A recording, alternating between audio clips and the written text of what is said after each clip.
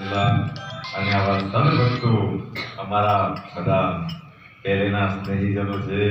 તો ખરેખર એકવાર સાંઈધામ તરફથી બધાને ખૂબ ખૂબ અભિનંદન આપીશ કે તમે હંમેશા આ કાર્યને તો જેમ એક નદી સમુદ્રને મળવા જાય તો એને ગમે એટલા અટકાવવામાં આવે, ગમે એવા બંધ બાંધવામાં આવે તો પણ એને રોકી શકાતી નથી.